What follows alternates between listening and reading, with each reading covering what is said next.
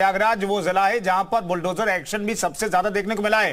मोहम्मद गुफरान वहां से मौजूद हैं। गुफरान, प्रयागराज तो वो जिला है जहां पर माफियाओं की कमर तोड़ दी बुलडोजर ने और माफियाओं के जमीन पर गरीबों का आशियाना तक बना। इस बुलडोजर वाले मॉडल को कितना पसंद करते हैं प्रयागराज के लोग? देखिए, बिल्कुल ये बात सही है कि प्रयागराज सबसे ज्यादा बुलडोजर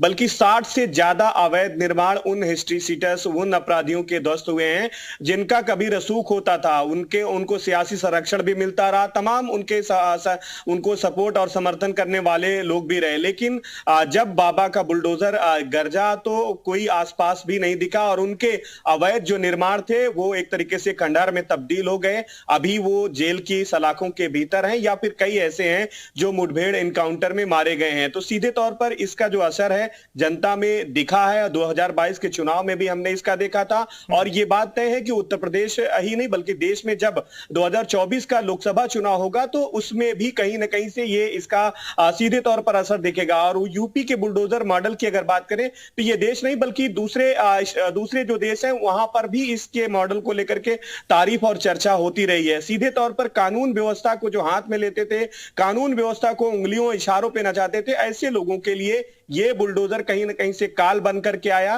कन्नौज की घटना की बात करें या फिर प्रयागराज की बात करें या फिर लखनऊ में आज जब बुलडोजर गरजा है तो वो अवैध निर्माण कहीं ना कहीं से अवैध तरीके से जो धन था अर्जित करके ही वो इमारत, वो संपत्ति वहां पर खड़ी की गई थी और उसी को देखते हुए ही बुलडोजर का जो एक्शन है वो हुआ है। सीधे तौर पर जनता में इसका जो असर है वो दिखाई दिया है। चुनाव में जाहिर सी बात है जो भी कानून व्यवस्था का राज स्थापित करता है तो उसका लाभ जरूर में लौटता हूं। अतीक हमारे साथ मौजूद है, अतीक के साथ बहुत सारे लोग भी मौजूद हैं। अतीक, पूछिए कि विपक्ष दरअसल बुलडोजर एक्शन पर कई बार सवाल उठाता हुआ भी दिखाई देता है।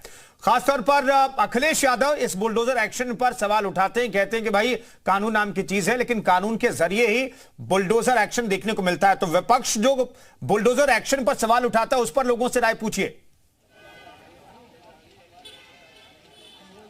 बिल्कुल, लखनऊ जनता बता लेते हैं क्योंकि लगातार ये बात चलती है कि विपक्ष ये कहता है कि बुलडोजर की कार्रवाई कहीं ना कहीं मगर ठीक नहीं है क्योंकि कहीं से भी किसी को भी किसी की संपत्ति गिरा दी जाती है। अखिलेश यादव भी इस बात को कहते आए हैं कि कोर्ट से जाकर निर्णय आने के बाद ही कार्रवाई की जाए, मगर दूसरे प्रदेश के लोग भी बुलडोजर की नीति को अपना रहे हैं। कैसे देखते हैं इसको आप? देखिए, जितने दिन से बुलडोजर चल रहा है, अगर गलत होता तो न्यायालय खुला है। न्यायालय के कुछ लोग गए थे न्यायालय में कि ऐसे किसी का मकान नहीं गिराना देना चाहिए, लेकिन न्यायालय से वो वापस होने के बाद शांत हैं। किसी के खिलाफ भी जैसे कार्रवाई जब होती है, जैसे अभी भाई साहब ने बताया कि आपने 6 बिल्डिंग 6 माला के पास कराई, 8 माला बनाई, वो गिरेगी।